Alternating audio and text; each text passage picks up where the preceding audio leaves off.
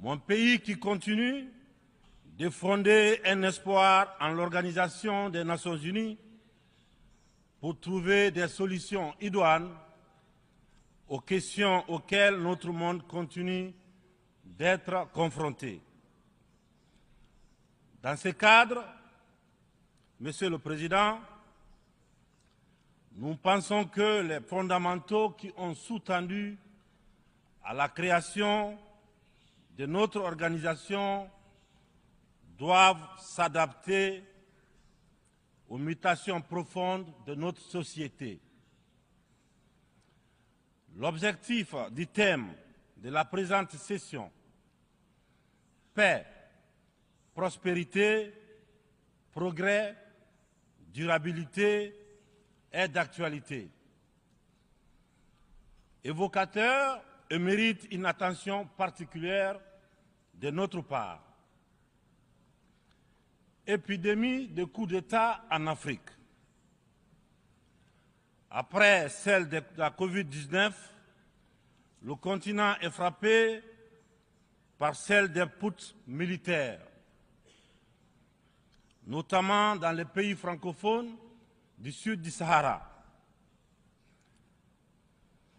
C'est tout le monde qui les condamne, qui les sanctionne, qui s'émeut de la réapparition brusque de cette pratique que l'on croyait révolue, à juste titre. Mais j'ai envie de dire que la communauté internationale doit avoir l'honnêteté et la correction de ne pas se contenter de dénoncer les seules conséquences, mais de s'intéresser et de traiter les causes. Les coups d'État, s'ils se sont multipliés ces dernières années en Afrique, c'est bien parce qu'il y a des raisons très profondes. Et pour traiter le mal, mesdames et messieurs, il faut s'intéresser aux causes racines. Le putschiste n'est pas seulement celui qui prend les armes, qui renverse un régime. Je souhaite que l'on retienne que les vrais putschistes, les plus nombreux, qui ne font l'objet d'aucune condamnation, c'est aussi ceux qui manigancent, qui utilisent la fourberie, qui trichent pour manipuler les textes de la Constitution afin de se maintenir éternellement au pouvoir. C'est ceux en col blanc qui modifient les règles du jeu pendant la partie pour conserver les rênes du pouvoir. Voilà les putschistes les plus nombreux. Monsieur le Président, Mesdames et Messieurs, je fais partie de ceux qui, un matin, ont décidé de prendre nos responsabilités pour éviter à notre pays un chaos complet, une situation insurrectionnelle. Aucune force politique, toute complètement neutralisée à l'époque, n'avait ni le courage ni les moyens de mettre fin à l'imposture que nous vivions. La rectification institutionnelle à laquelle mes frères d'armes et moi avons pris nos responsabilités le 5 septembre 2021 n'était qu'une conséquence de cette situation de chaos qui avait fini par fissurer le tissu social et mettre à mal le vivre ensemble. Sans être exhaustif, nous pensons que les transitions qui sont en cours en Afrique sont dues à plusieurs facteurs parmi lesquels on peut citer les promesses non tenues, l'endormissement du peuple, le tripatouillage des constitutions par des dirigeants qui ont pour seul souci de se maintenir au pouvoir au détriment du bien-être collectif. Aujourd'hui, le peuple africain sont plus que jamais éveillés et décidés à prendre leur destin en main. La mauvaise répartition des richesses crée des inégalités sans fin. La famine, la misère qui rendent le quotidien de nos populations de plus en plus difficile. Ces inégalités font partie des causes des événements qui mettent en péril surtout le vivre ensemble. Quand les richesses d'un pays sont dans les mains d'une élite, alors que les nouveau-nés meurent dans les hôpitaux par manque de couveuses, il n'est pas surprenant que dans de telles conditions, nous assistons à des transitions pour répondre aux aspirations profondes du peuple. L'Afrique souffre, mesdames et messieurs. Elle souffre d'un modèle de gouvernance qui lui a été imposé. Un modèle certes bon et efficace pour l'Occident, qu'il a conçu au fil de son histoire, mais qui a du mal à passer et à s'adapter à notre réalité, à nos coutumes, à notre environnement. Hélas, j'aimerais dire que la grève n'a pas pris. Je sais que lorsque je dis cela, tout de suite, ils sont nombreux à se dire encore un bidas qui veut tordre le cou à la démocratie. Encore un soldat qui veut imposer sa dictature. Cependant, de façon très claire, sans hypocrisie, sans faux semblant, les jeux dans les jeux. Nous sommes tous conscients que ce modèle de démocratie que vous nous avez si insidieusement et savamment imposé après le sommet de la Baule en France, presque de façon religieuse, il ne marche pas. Les différents indices économiques et sociaux sont là pour démontrer que ce n'est pas un jugement de valeur sur la démocratie en elle-même. Croyez-moi, bien entendu, c'est un constat, c'est un bilan. Sur plusieurs décennies d'expérimentation chaotique de ces modèles dans notre environnement, une période où il n'a été question que des outils politiques, au détriment, bien sûr, au détriment de l'essentiel, qui est l'économie, la transformation de nos matières premières sur place. Permettez-moi de pousser l'exercice de vérité un peu plus loin. Avec ma courte mais intense expérience à la gestion d'un État, la Guinée, j'ai mieux mesuré à quel point ce modèle a surtout contribué à entretenir un système d'exploitation et de pillage de nos ressources par les autres, et une corruption très active de nos élites, des leaders nationaux à qui on a souvent accordé des certificats de démocrates. Et en fonction de leur docilité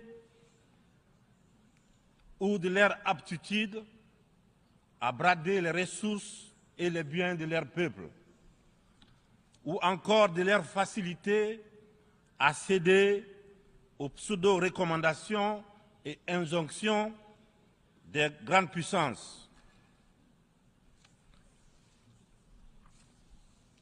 Je dois d'ailleurs, dans ce sens, confesser que tout ce à quoi je fais face dépasse l'imagination. Ce sont les mêmes qui confesse la démocratie, la transparence, qui dénonce la mauvaise gouvernance et la corruption, qui dictent les règles, c'est eux qui en offrent très discrètement et sournoisement redoublent de pression pour nous faire céder notre patrimoine dans des contrats léonins. Je comprends certains dirigeants, quelques-uns de mes prédécesseurs, qui, parce qu'ils avaient des fragilités, parce qu'ils étaient sous pression, ou parce qu'ils traînent des casseroles, ou surtout parce qu'ils avaient des agendas politiques, ont cédé à ce qu'on leur demandait. Je les comprends sans les approuver. Certains m'ont même rappelé que si j'avais un agenda politique, je serais moins à l'aise pour mener à bien les réformes auxquelles mon gouvernement et moi nous nous sommes attaqués. Une chose est certaine, nous n'avons qu'une seule préoccupation, le bien-être du peuple et le vivre ensemble. C'est cela notre priorité. C'est pourquoi la transition que je dirige a choisi de se consacrer avec méthode en fixant les objectifs clairs dans un ordre précis. Le social, l'économie et le politique.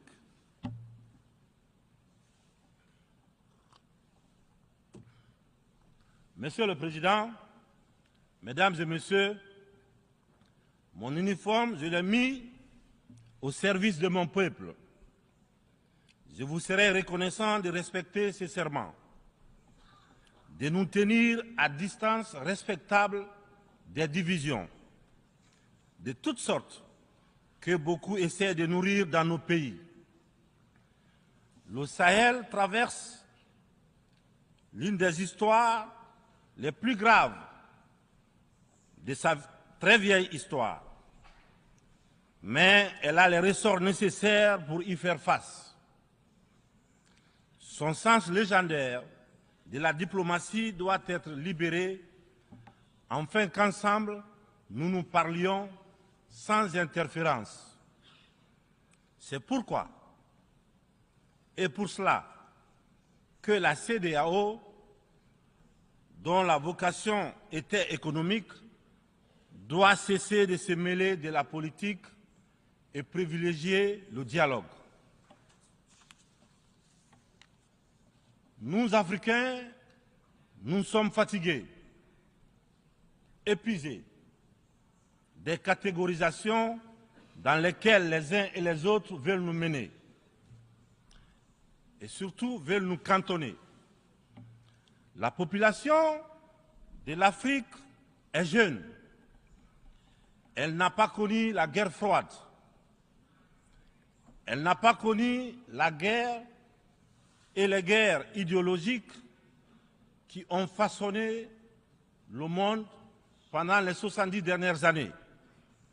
C'est pourquoi nous, Africains, nous trouvons insultants les cases, les classements qui tantôt nous placent sous influence des Américains, tantôt sous celle des Anglais, tantôt des Français, tantôt des Chinois, des Russes et même des Turcs.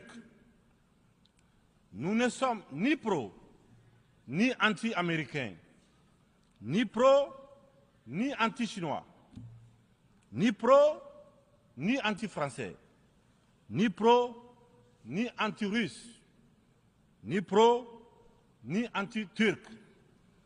Nous sommes tout simplement pro-africains. C'est tout.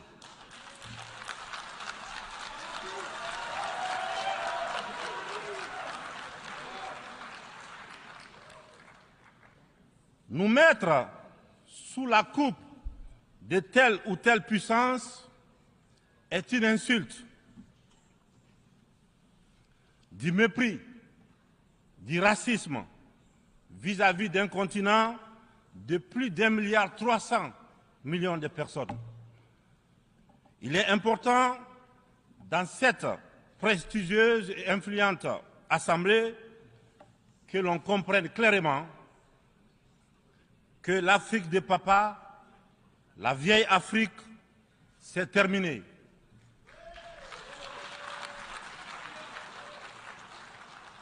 Avec une population de plus d'1 milliard d'Africains, dont environ 70% de jeunes totalement décomplexés, des jeunes ouverts sur le monde et décidés à prendre en main leur destin. Il est venu le moment de prendre conscience que les structures, les règles issues de la Seconde Guerre mondiale, en l'absence de nos États, qui n'existaient pas encore, sont obsolètes. C'est la fin d'une époque déséquilibrée, injuste, où nous n'avons pas droit au chapitre. C'est le moment de prendre en compte nos droits, de nous donner notre place, mais aussi et surtout le moment d'arrêter de nous faire de la leçon, de nous prendre de haut, d'arrêter de nous traiter comme des enfants. Rassurez-vous, nous sommes suffisamment grands pour savoir ce qui est bien et ce qui est bon pour nous. Nous sommes suffisamment matures pour définir nos priorités,